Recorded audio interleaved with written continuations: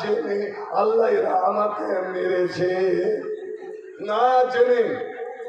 অতএব আল্লাহ তাদের অপরাধটা আমি নিলাম না, আমি ক্ষমা করে দিয়েছি।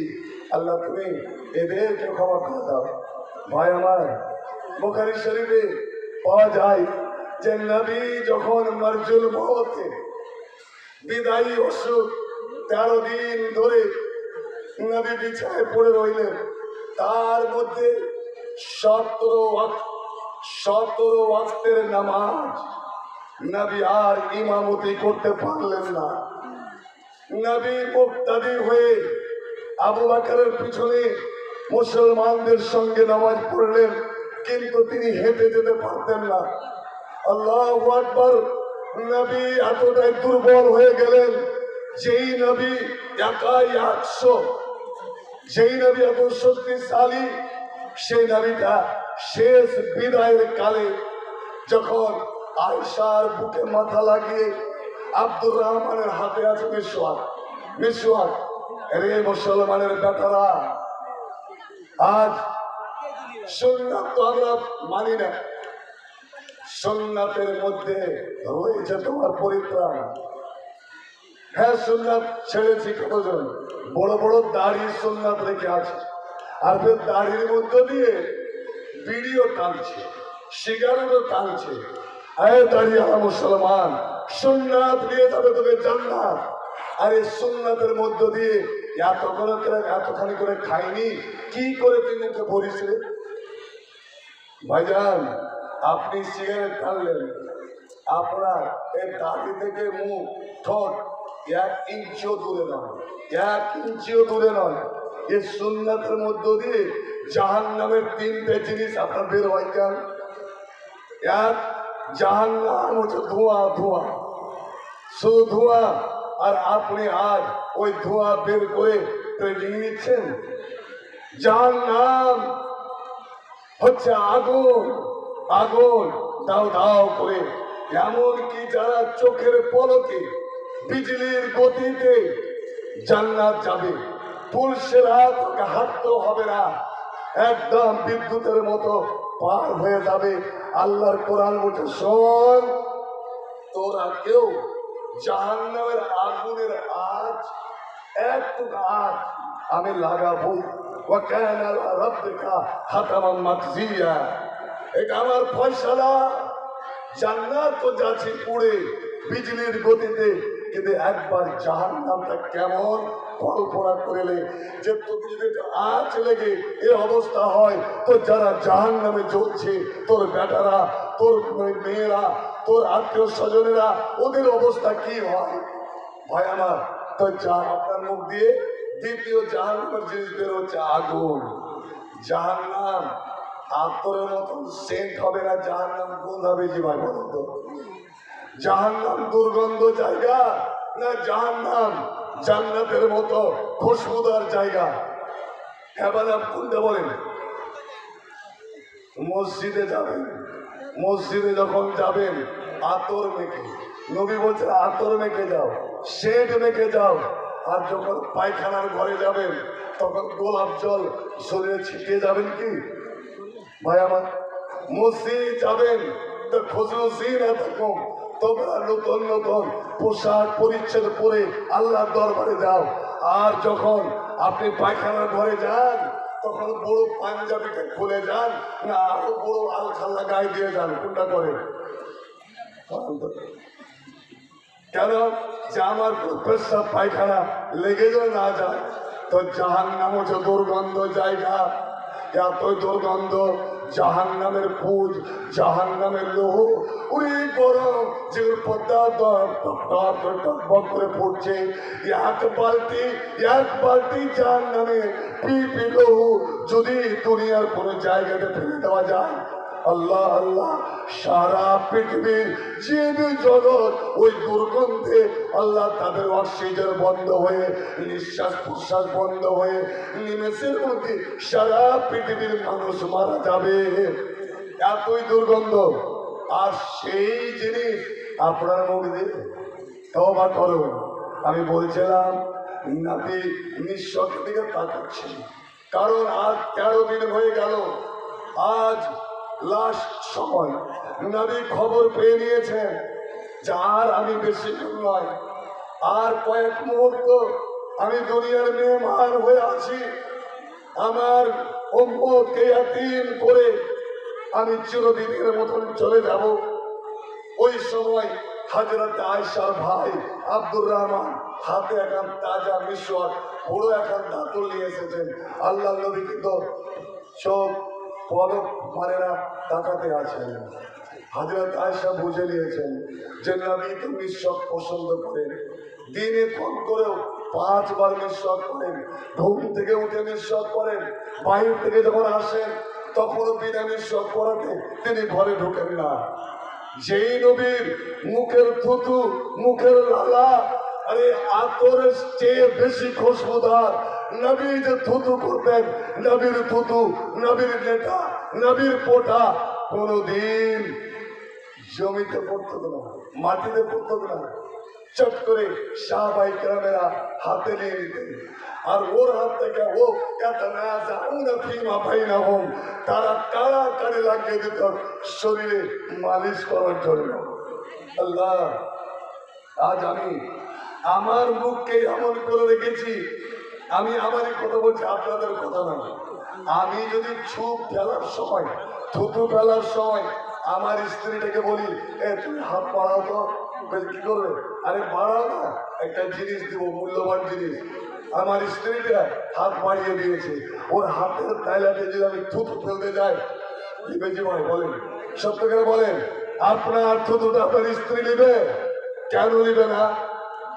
আপনি যে মুখকে পচিয়ে রেখেছেন, যে শালা আপনার দিকে দেখতে যে করে না, আপনার মুখের কাছে মুখ নিয়ে গিয়ে কথা বলতে ইচ্ছা হয় না, কিন্তু হাজারো আবোলা যা মেয়ে ছেলে আবোলা যা সব সহে নিয়েছে, কিন্তু এটা নিবে না। ভাই আমার, সেই নবী মিশকের দিকে তাকাচ্ছে। হযরত আয়েশা বুঝে নিয়েছেন, চট করে আল্লাহ নবীর কানের কাছে মুখ নিয়ে গিয়ে বলছেন, ইয়া রাসূলুল্লাহ, হুজুর আপনি মিশক করবেন? আজ নবীর কথা বলার আর শক্তি নাই। ফাশারা বিরাসি আল্লাহ, নবী মাথা হিলালেন। হ্যাঁ, এবার আব্দুর রহমানের কাছ থেকে মিশক নিয়ে বলছে, ভাই মিশক দাও। মিশক নিয়ে নবীর মুখে দিতে গেলেন, ইয়া রাসূলুল্লাহ আপনি চিবিয়ে নরম করেন। আল্লাহ নবী এইভাবে মাথা ঘিরালেন, আয়েশা রে, তোর স্বামীর, তোর পুরুষের এতটুকু আর শক্তি নাই যে মিশক খানাকে নরম করবে, আমি মিশক নরম করতে পারবো না। এবার হযরত আয়েশা কাঁদো মাদো হয়ে নবীর মুখের কাছে মুখ নিয়ে গিয়ে বলছে, ইয়া রাসূলুল্লাহ, ইয়া হাবিবাল্লাহ, আমি আপনার হতভাগিনী বিবি, আমি মিশকটা নিজে চিবিয়ে নরম করে আপনাকে কি দিব? আমি কি নরম করব? আমি নিজেকে চিবাবো? আল্লাহু আকবার। বন্ধু আমার, এরকম কয়জন ভাগ্যবতী, কয়জন ভাগ্যবান হয় বন্ধুরে। নবী কোনো জায়গায় নাই, নবী আছে এখানে, নবী আছে এখানে। আর সেই নবীকে আমরা পেতে পারেন। মা আয়েশা নবীকে বুকে নিয়ে আছেন। আল্লাহ নবীর মুখ, মাথাটা বাইনা নারিয়া ও বাইনা সারিয়া, হযরত আয়েশার থুতনি হযরত আয়েশার বুকের মধ্যে। আর আপনারা সে নবীর পুরা দেহটা, নবীর পুরা মোবারক শরীরটা আপনারা আজ কতদিন ধরে যে নিজের বুকে আগলে ধরে আছেন। এই মাদ্রাসা, মাদ্রাসা হলো নবীর ঘর। নবী নিজের রুমে শুয়ে আছেন। আর যেখানে নবী হযরত আয়েশাকে নিয়ে ঘুমাতেন, সেখানে নবীর মাজার। কিন্তু নবী বলেছেন, আমাকে তোমরা পাবে, আমাকে যদি পেতে চাও, আমাকে যদি খুঁজতে চাও, তবে এখানে খুঁজবে। এই যে যেখানে আমার কোরআন হাদিস ছেড়ে যাওয়া, এই দুইটি কিতাবের আলোচনা শিক্ষা যেখানে হবে, ওখানে যাও। ওই ঘরকে ভালোবাসো, ওই ওদেরকে যে শিক্ষা দেয়, যে শিক্ষা নাই, তাকে তোমরা যার কোরআন দিয়ে ভালোবাসো, আমার ভালোবাসা তোমরা পেয়ে যাবে। হযরত আয়েশা এবার নবী ইশারা করলেন, আয়েশা তুমি চিবিয়ে দাও, নরম করে দাও। হযরত আয়েশা বলছেন আমি চিবালাম, চিবাতে গিয়ে নরম করতে গিয়ে ওই মিশওয়াকে আমার মুখের থুতু, আমার মুখের লালা অনেকটা লেগে গেল। চিবাতে গেলে তো থুতু লাগবেই। আল্লাহ ওই থুতুওয়ালা মিশওয়াক আমি নবীর দাঁতে, নবীর যেমন মুখে আমি ডান দিক থেকে ঘষতে আরম্ভ করলাম। 3 বার ঘষা হয়েছে, 3 বার ঘষা হয়েছে। নবী ইশারা করলেন হাসবকে, হাসবকে। ওরে যথেষ্ট হয়ে গেল। আয়েশারে জীবনের শেষ কাম, শেষ একটা সুন্নাত আমি আদায় করে নিলাম।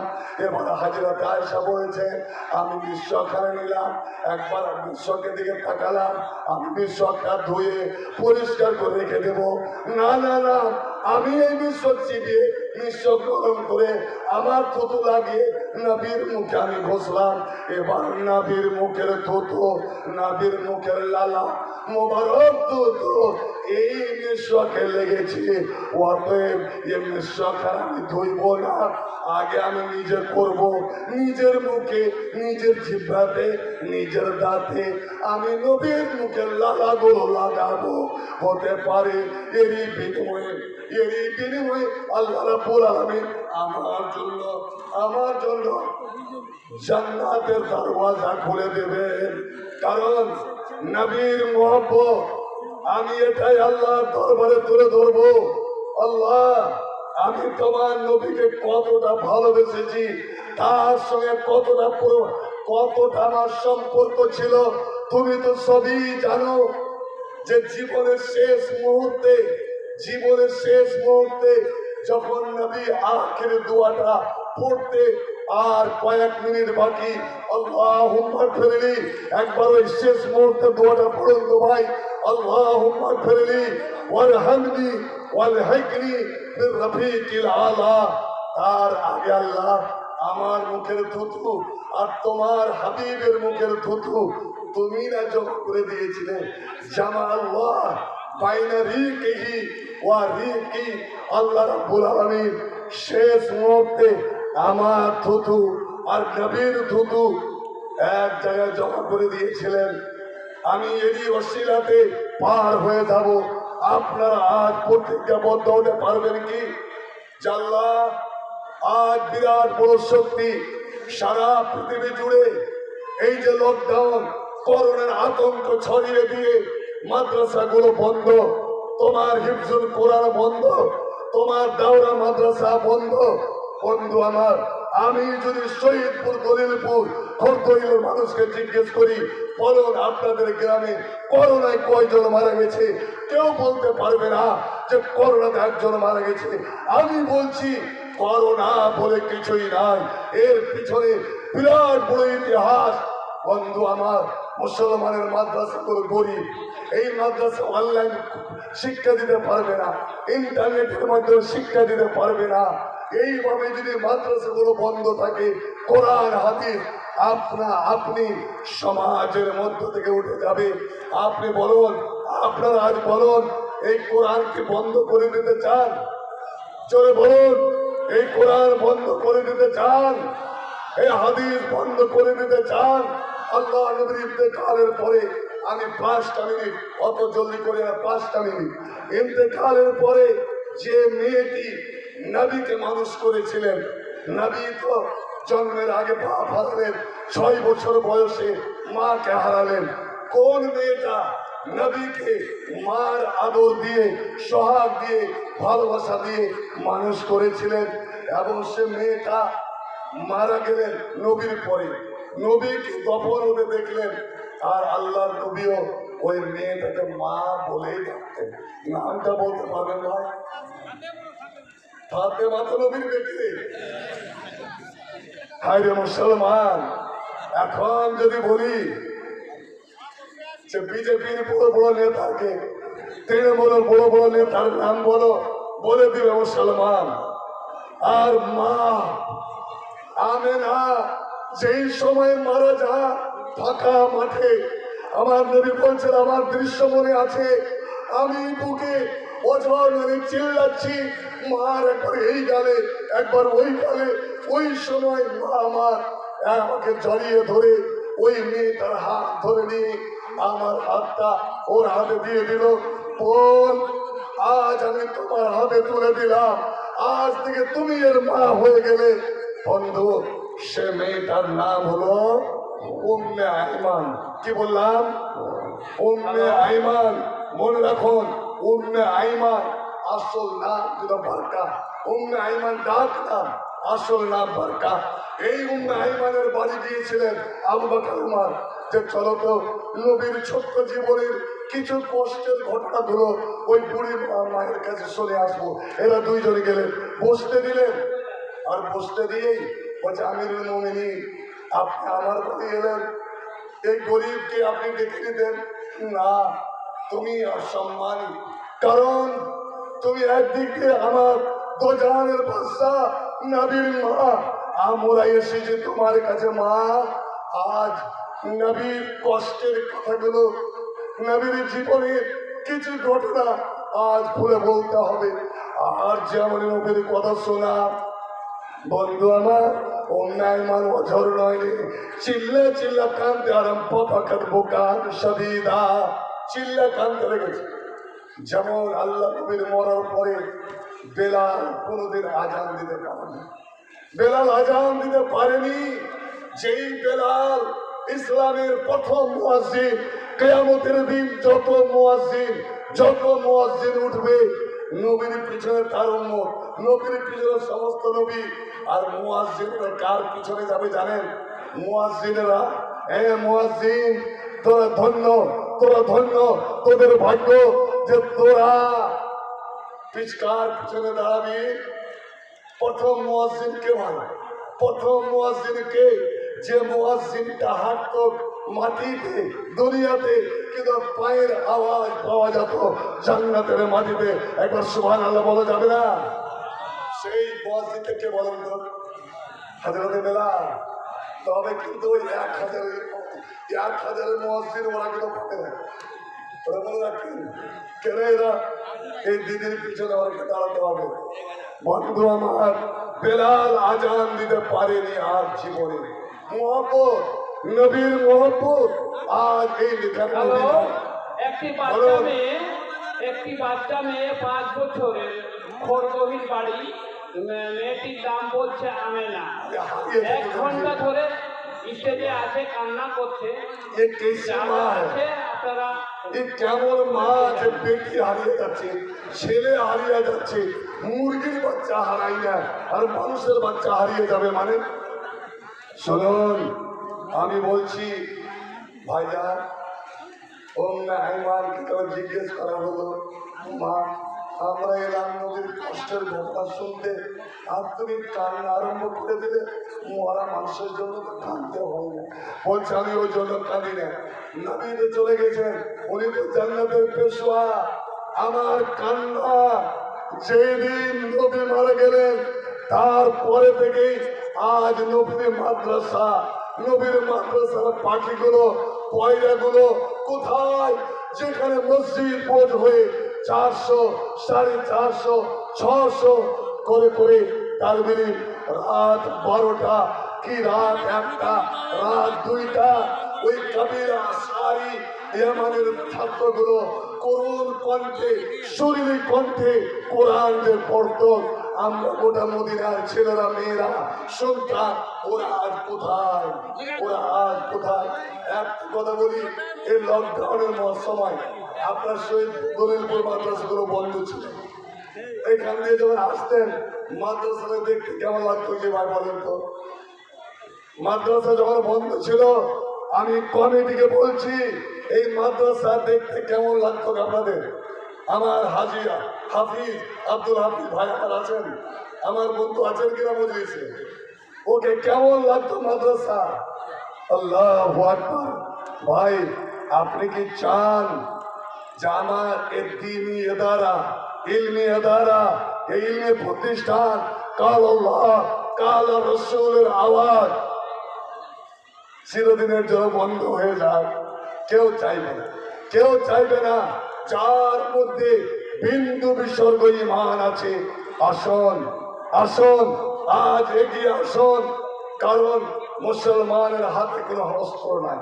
মুসলমান অস্ত্র ব্যবহার করবে না। মুসলমানের সব থেকে বড় অস্ত্র, বড় হাতিয়ার হলো ঈমান। ঈমান বড় অস্ত্র হলো মুসলমানের দোয়া, বড় অস্ত্র হলো মুসলমানের দান। হয় আমার, আমরা কামানের সামনে, আমরা মিসাইলের সামনে, অ্যাটম বোমের সামনে আমরা বুক পেতে দাঁড়িয়ে যেতে পারি, কারণ আমাদের বিশ্বাস, আমাদের ইয়াকিন যে আমাদের জীবন কেউ নিতে পারে না যদি আল্লাহ আমাকে বাঁচাতে চান। অতএব কেউ গুলি করে আমাকে মারতে পারবে আল্লাহ যদি আমার ভায়াত লেগে থাকে, কারণ জীবনের মালিক, জীবনের মালিক ধরে বলুন, আর মরণের মালিক, সুখের মালিক, दुखेर मालिक। अगर हमारी हुकूमत कायम हो गई, আমরা ক্ষমতায় চলে আসলে কালকের ভাষণ ওই লোকটা যার রাজ্যকে বলা হয় ধর্ষণের রাজ্য, তো 24 ঘন্টার মধ্যে এটাকে তো সোনার বাংলা, 24 ঘন্টার মধ্যে हे कर देंगे, वो कर देंगे। असल बात है कि दीनी मदारस बंद कर देंगे। বলুন আপনারা এই মাদ্রাসা বন্ধ করবেন কি? জোরে বলুন, বন্ধ করবেন কি? যদি বন্ধ না করেন আজ এগিয়ে আসুন। আল্লাহ শুধু জবানি জামা খরচ আল্লাহ পছন্দ করেন না, আল্লাহ দেখতে চান জবানে যেই কথাটা তুমি বললে, ইকরার যেটা করলে, তুমি সেটাকে কতটা আমলে পরিণত করতে পারো। আমি 30টা মুসলমান, 30 জন মুসলমান কাজ আমি দেখতে চাই। আমি দাদা সংখ্যা বলে দিব না, এত হাজার এত হাজার। আমি আমার মা বোনদের বলবো, মা ও ভাইনো যারা শোনো, आज इस्लाम बड़े खतरे में, कुरान बड़े खतरे में, हदीस बड़े खतरे में।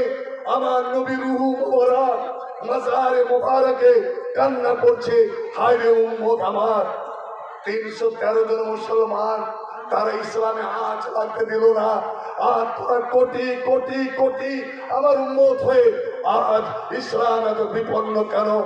আজ আমার মা বোনদের দেখবো, আমি আমার মা বোনদের আহ্বান জানাবো, দরখাস্ত করবো, অনুরোধ করবো, আজ তোমাদেরকে সর্বস্ব কিছু দিয়ে তোমরা আনসারি খাতুন, আনসারি খাতুন আর মদিনার আনসারি খাতুনেরা, আনসারি মেয়েরা কোন সময় পিছনে থাকতো না। নবী দেখেছে, শুধু বললেন তাসাদদাক না, তোমরা সাদকা করো, সাদকা করো। ওয়ালামিন হুল্লি কুন্না, টাকা নাই, তোমাদের পুরানা জেওরাত গয়না আছে তো? আল্লাহ এইটুকু বলা, চাদর বিছালো আর পড়তে আরম্ভ করলো। কি আসিয়া খাতুন, বুখারী আর আফসানা বিবি 2 জন, মোহাম্মদ শরীফ 500। আলহামদুলিল্লাহ, জাযাহুমুল্লাহ খায়র। আসল জাযা নর্থ মালদা, আলহামদুলিল্লাহ নর্থ মালদা মফিজউদ্দিন মাস্টারের মারেফত আপনার 30,000, মাশাআল্লাহ আলহামদুলিল্লাহ। এবং সবটাই নগদ, সম্পূর্ণ নগদ। এই মওলাই করিম 30,000 নয়, তুমি লক্ষ কোটি বলে আল্লাহ কবুল করো। যে যত দিয়েছে তুমি তো জানো, আল্লাহ সেই পরিমাণে। দিলীপ কুন্ডু আশীর্বাদ করি, ধন্যবাদ জানাই, তোমার শুভ মঙ্গল কামনা করি। কি মঙ্গল বললেন? কুন্ডু, দিলীপ কুন্ডু, দিলীপ কুন্ডু। আজ যারা হিন্দু মুসলিমের ভেদাভেদ করতে চাই, ওরাকে জেনে রাখা উচিত বাংলার এটা ঐতিহ্য। বাংলার মানুষ দেখে না আমি মুসলিম ও হিন্দু, আমরা ঘাড়ে ঘাড় মিলিয়ে, পায়ে পা মিলিয়ে একসঙ্গে একই গাছে 2টা ফুলের মতো। না হলে দেখুন একটা ইসলামী প্রতিষ্ঠানে দিলীপ কুন্ডু 4,000 টাকা দিয়ে, আরে ভাই আমার, এটা মুসলমানের জন্য যেন চ্যালেঞ্জ ছুড়ে দিয়েছে 4 জন।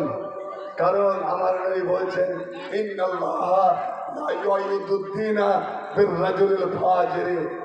আল্লাহ পাক অনেক সময় যখন মুসলমান কমজোর হয়ে যায়, মুসলমান কমজোরি দেখায়, তখন আল্লাহ এই দিনের মদত, এই দিনের সাহায্য কত মুসলিমের দ্বারা, গাইর মুসলিমের দ্বারা, গুনেগার দ্বারা আল্লাহ দিনের খিদমত নিয়ে নেন।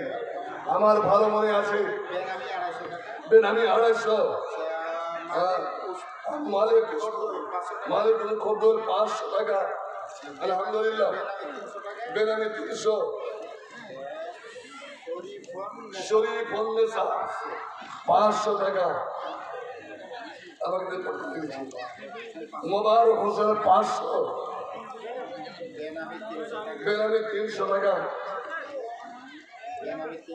বেনামি 300, জালাল শেখ 500, আব্দুর রফি 800, 400, 800, আলহামদুলিল্লাহ, মাশাআল্লাহ। আল্লাহুম্মা বারিক লাহুম ফীমা রাযাকহুম, আয় মওলাই করিম গফুর রহিম। আল্লাহ যতগুলো নাম ঘোষণা হলো তুমি কবুল করে নাও। একজন 200 টাকা। ভাইজান, আমি আজ বিশেষ করে আপনাদের বলবো, যারা আসার সুযোগ পেয়েছেন, এটা আল্লাহর দান, কিছুই না দিয়ে শূন্য হাতে যাবেন না।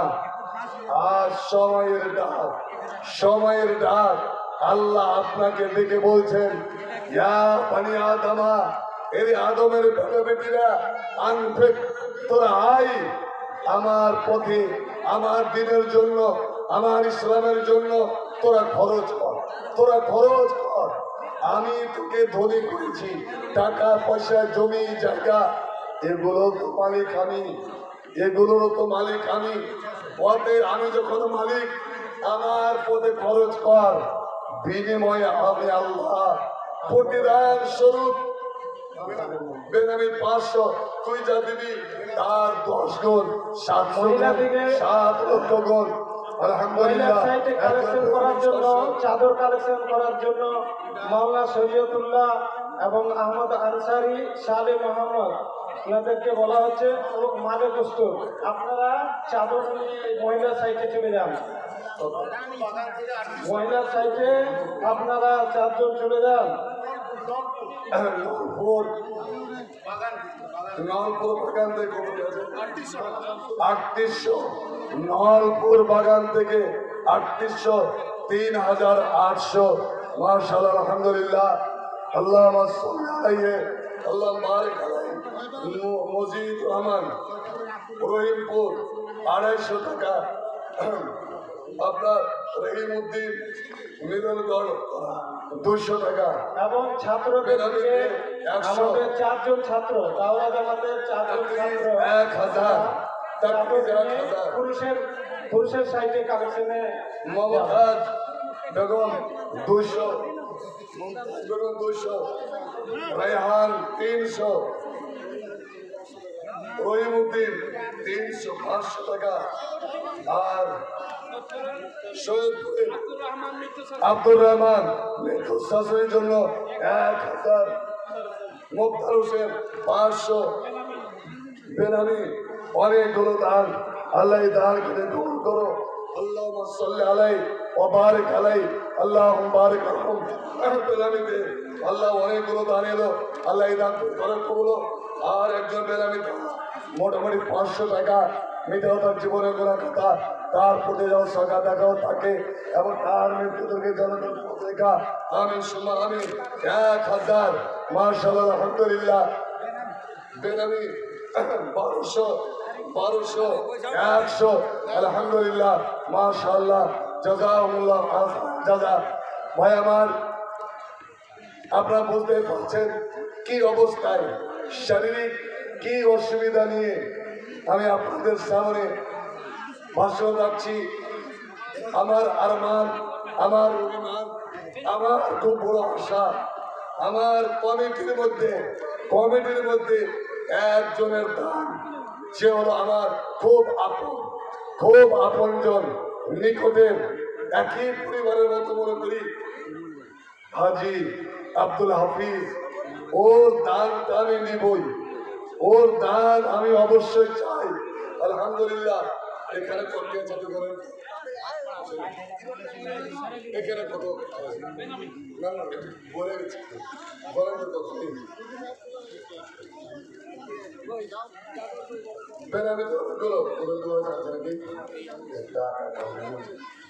আলহামদুলিল্লাহ। কি বলেছেন আব্দুল আব্দুল কত বলে গেছেন? নিজে মনে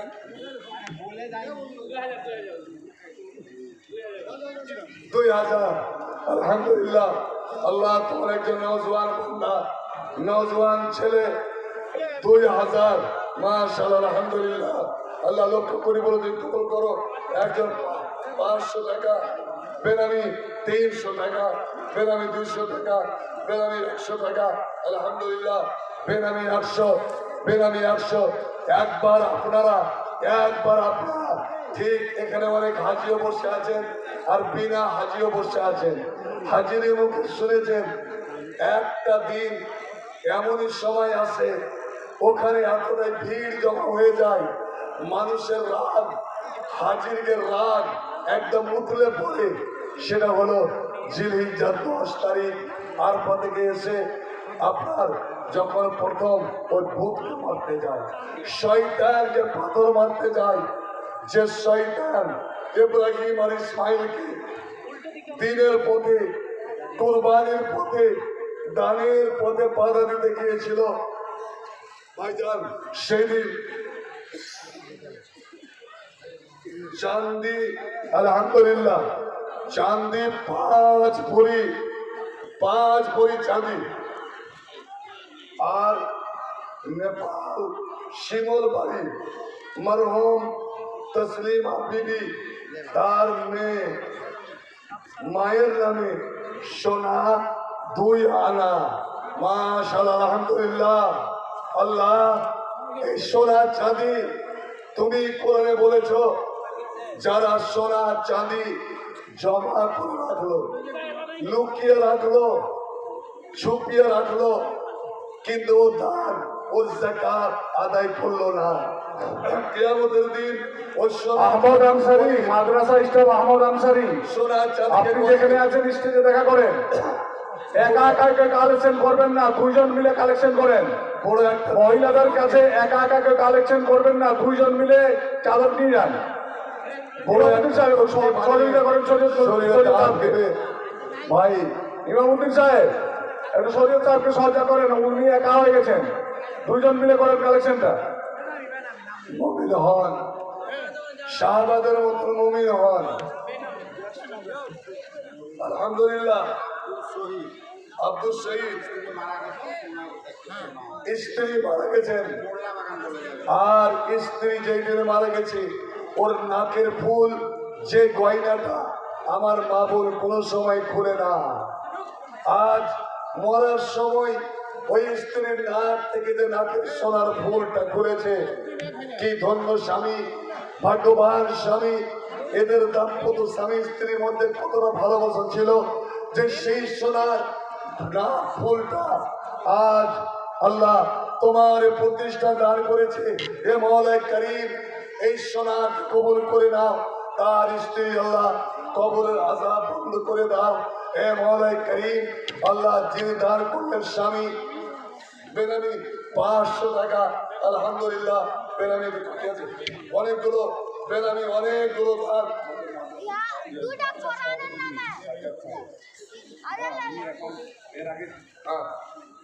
আরে উনি তো দানি মানুষ, আল্লাহ আল্লাহ ওনার দেন।